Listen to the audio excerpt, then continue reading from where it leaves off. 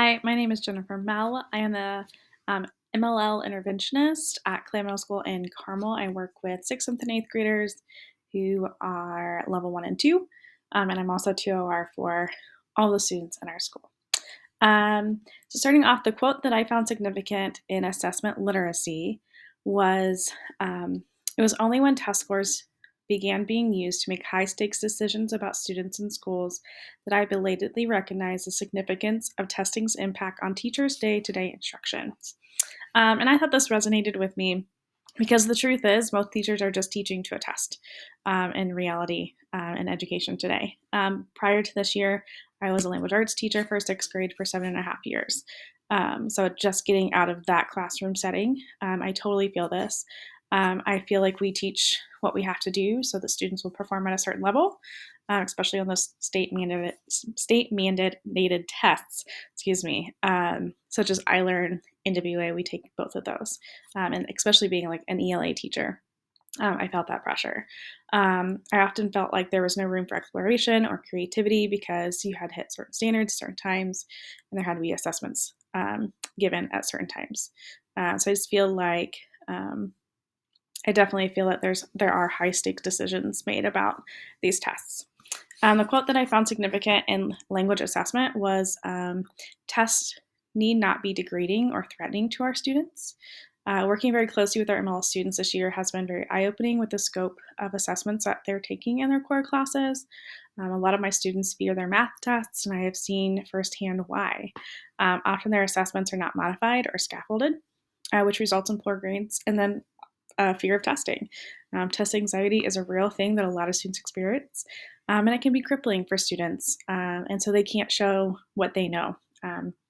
So I just have seen a lot of test anxiety and a fear of taking tests with my MLL students this year, especially.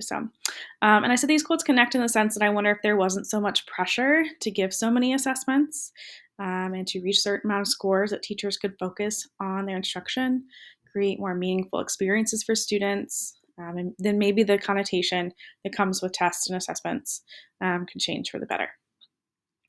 My question about the reading would be how do we employ these ideas in our schools when the decisions come from people who are not in the classroom day to day?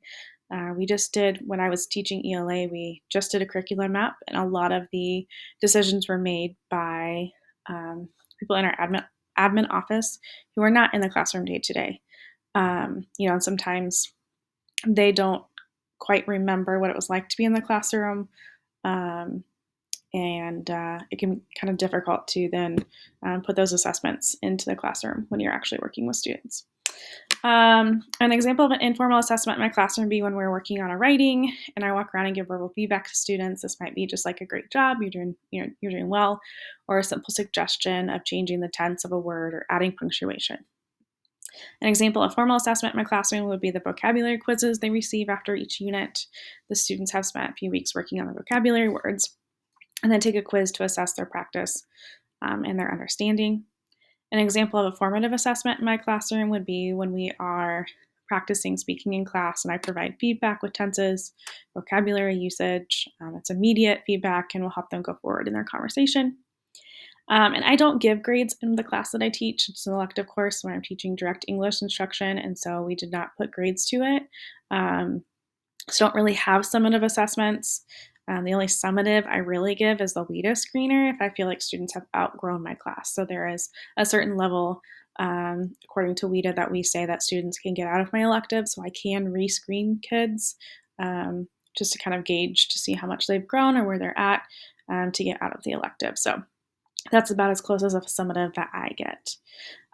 This is not a question about the readings as much as it is about the language in which we test students. We found out that there's a translated version of a standardized test that we take throughout the year, but our district will not allow our MLL students to test in their home language. So I'm just curious what the pros and cons would be to let our MLL students take the translated test, especially like the math.